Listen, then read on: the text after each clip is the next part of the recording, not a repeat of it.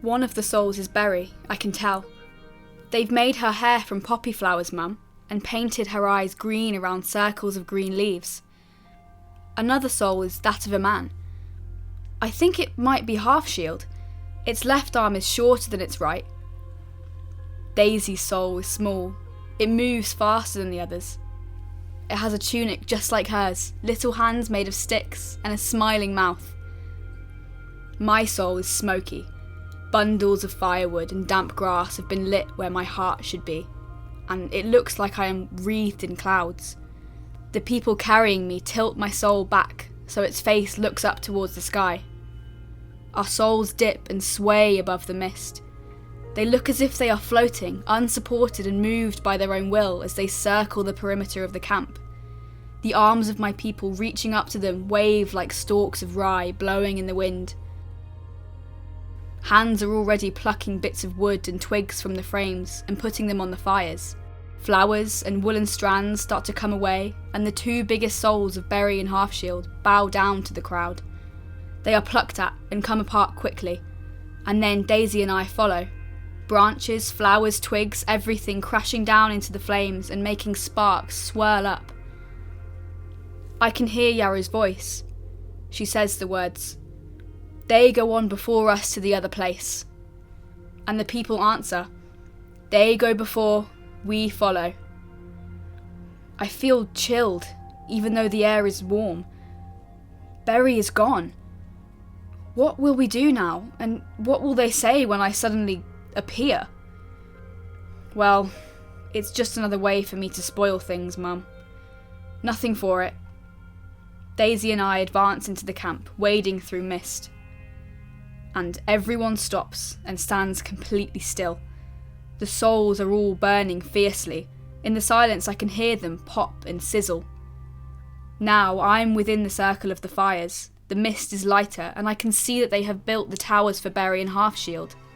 Their bodies are laid out on top of the frames, washed and ready for the birds. Everyone is staring at me. This is worse than standing on the platform in the village. This is horribly, twistingly bad. I try a hopeful smile. Alright, that's not working. I clear my throat. I can explain, I say.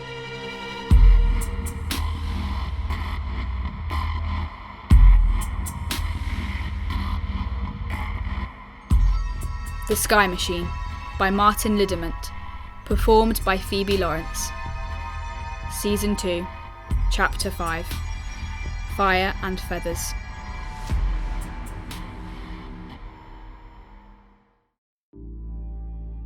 I'll set you down here by the hearth, Mum, and let's have a think about what's happened.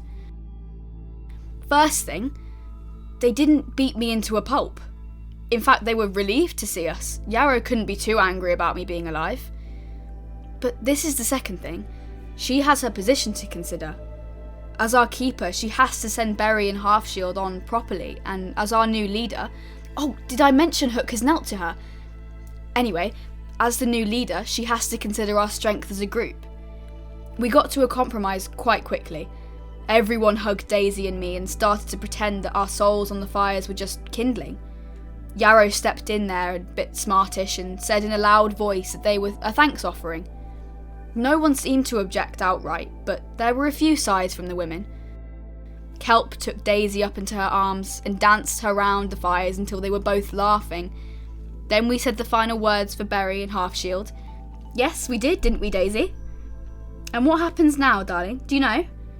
Well, in the morning, the birds will take their flesh and all the things that their flesh has done, and they'll carry those actions into the air and across the whole world. And that's how our deeds remain in life, sweetheart. How everything keeps being. Where are the souls? You saw them get burned away and the smoke went up and up and up, didn't it? That smoke comes down and down and down again as it mixes with the rain, and the rain falls into the rivers, and the rivers flow into the sea, and the sea washes the shores of the other place. The world where we're all going. That's what the light and the dark are made of, inside this big, big circle. They are made of all the nice things about people, and the bad things as well. No, we can't take their bones with us. The bones are what Berry and Half-Shield knew. Clickety-clackety memories and words. 2 of the men will wait here a bit, and when the birds have gone, they'll take Berry and Half-Shield back to our village. They can rest in the cairn and get over being dead, and then we'll sort them out, and they can make the journey with us the next time. And then we can talk with them. That'll be good, won't it? I don't know if she understands, Mum. Maybe some of it. In the morning, the birds started to arrive. A few to begin with, and then flocks wheeling down and settling. If it was just one bird, pecking and tearing with quick shakes of its head, I think that would be hard to watch. But when there are so many, it's more like a blanket of dark wings covering the tops of the towers. A blanket that's fuzzy round the edges as birds come and go and squabble, rising and falling. Berry and Half-Shield faded away under them like drops of water on a hot stone.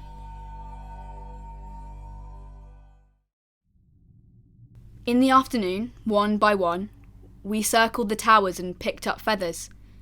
We put them in our hair, and then we said goodbye and we started to pack to leave the next day. Yarrow led me away from the fires as the evening grew dark, and we walked a little way back up into the hills. I didn't want to go, but she said I had to. She is our leader and our keeper now. I have to obey her. She seemed to have a very good idea of where she was going, and she strode along, carrying a burning torch. The shadows of rocks and stunted trees leaping and dancing around us.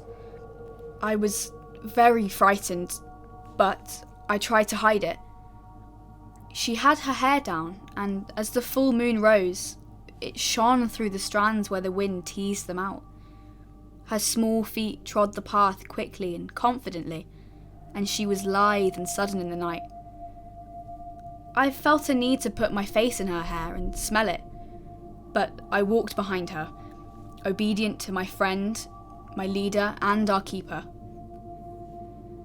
We came to a large boulder that nearly blocked the way altogether, but it was just possible to squeeze around it by facing it and almost hugging it. I didn't look down behind me. It was too dark to see much, but I could feel the wind blowing up the side of the cliff. My toes gripped the edge and it felt like it would be a long way to fall if I were to slip. Or if I were pushed. Once round the boulder, there was a kink in the path and a tall, narrow entrance to a cave. Yarrow led me in. We walked maybe 50 steps into that echoing place. Light glinted on wet surfaces all around us, and pale shapes hung from the roof. We followed a twisting way between columns of knotted stone. Eventually Yarrow stopped. She wedged her torch into a space between 2 rocks where an unlit branch waited. She kindled that, picked it up, and then she turned to me. "Yarrow," I began, "I don't think it's right that you and I should be here. You're leader now, and we can't—" "Hush," she said, with a little laugh. "Don't get ahead of yourself, Gilly. You're here because I want to show you something. Look up." She pointed, and I followed her gesture. For a moment, I thought I was seeing patterns made by red light and the smoke and sparks from the torch. But then I realised what I was looking at, and I gasped. The stag was there, towering over us, arms outstretched, his knife and spear in his hands. Beneath his feet ran the great animals, the auroch and the bear and the elk, with small figures of men pursuing them. They looked so solid, as if they were going to jump out of the rock, but I could see that they were not properly alive. They were too still, even though they bent their bows and hurled their spears. An arrow was stuck in the middle of the air, just waiting and waiting. Why didn't it fall to the ground? A few of the animals had been caught. They lay, hobbled, cut and bleeding, and there were more men carrying away the parts and the skins. But none of them were walking properly. They had stopped in mid-stride, faces turned to each other, smiling, as if they had all day to chat and wave their hands around. It was like looking at a hunt from a long way off. I walked forward and twisted my head, peering at the god and his animals and the men. they never changed position. How were they living up there, on the rock? How were they keeping so still? This was a terrible, sacred place that Yarrow had brought me to. "Look here, Gilly," she whispered, taking the torch and approaching the near wall of the cave. She beckoned me to her. A tiny roe deer stood in front of a tree. She was plump and smooth, her flanks rounded and her eyes dark. The tree had roots, and a lynx was prowling through them, heading towards a hare that wasn't paying attention. I stretched out my hand because I wanted to touch the deer, but Yarrow caught my wrist and held it. "Do you see?" she murmured. Yes, I could see now that I was closer. It was all on the flat of the rock, even though things seemed to be coming towards me and going away. It was done with lines and colours. It was like a story. "It's so beautiful," I said. "There's more," said Yarrow, and she led me onwards. Another torch was waiting, and she lit it. "Here are the first people of the world." Scores of people in a village that looked a bit like ours, only the houses were smaller and were all sticks and leaves. Men, women and children were going about the business of cooking and making. They looked very happy. It must have been very warm weather, because they wore nothing. As Yarrow moved along the wall, the torchlight revealed more and more people and animals and the old gods. I wanted to stop and look at each thing that appeared, but Yarrow walked on slowly, humming to herself and half dancing, half stepping, her fingertips brushing mine, leading me. We were much deeper into the cave now, and Yarrow replaced the torch yet again, leaving a trail of light behind us, pools of brightness marking the way we had come.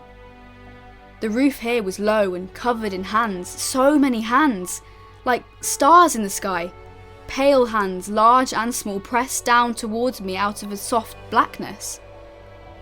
Yarrow took my wrist again and made me reach up and put my palm against one of the hands. The rock was cold, the burning torch guttered and the flame wavered, and Yarrow's shining face frightened me.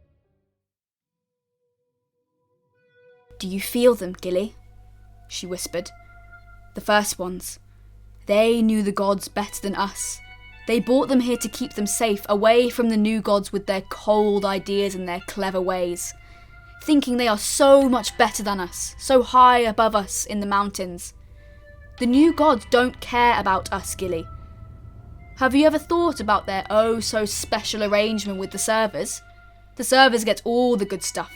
They get the long life and the chance to know new things, but even then, those are just scraps tossed to the dogs. We don't even get those.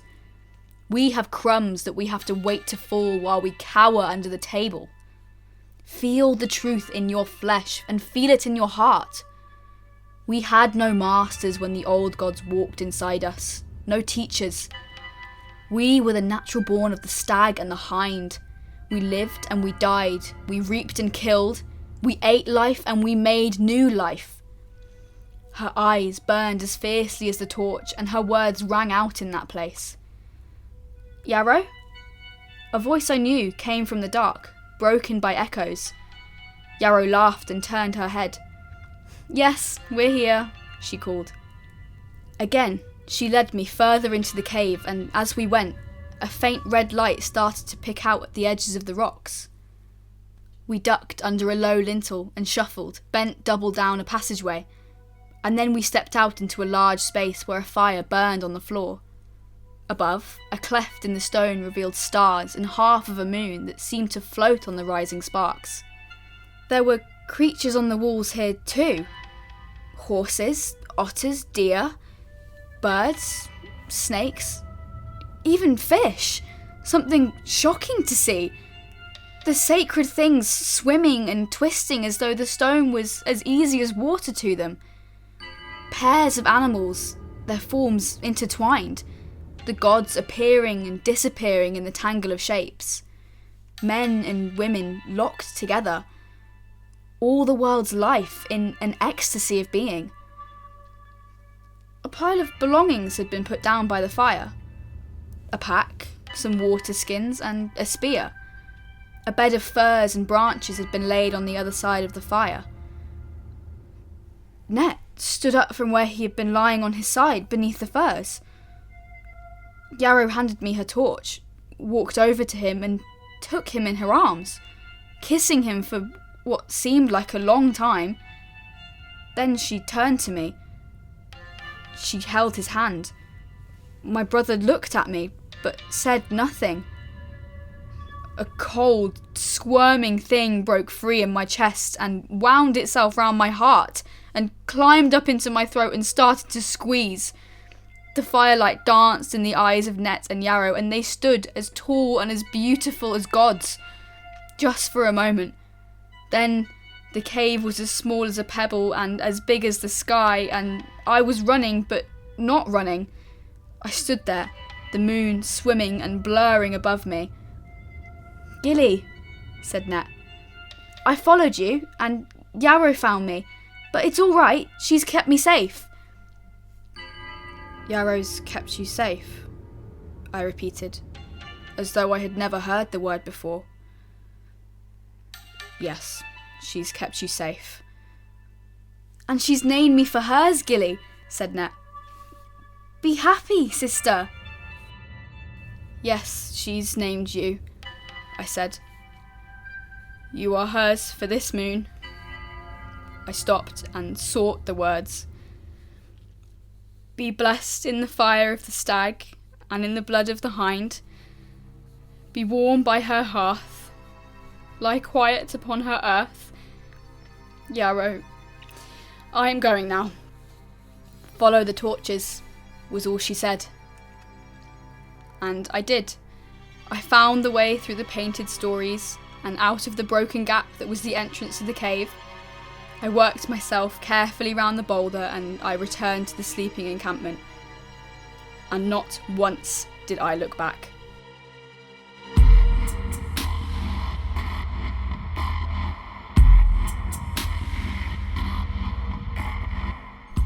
The Sky Machine is written by Martin Lidderman and performed by Phoebe Lawrence.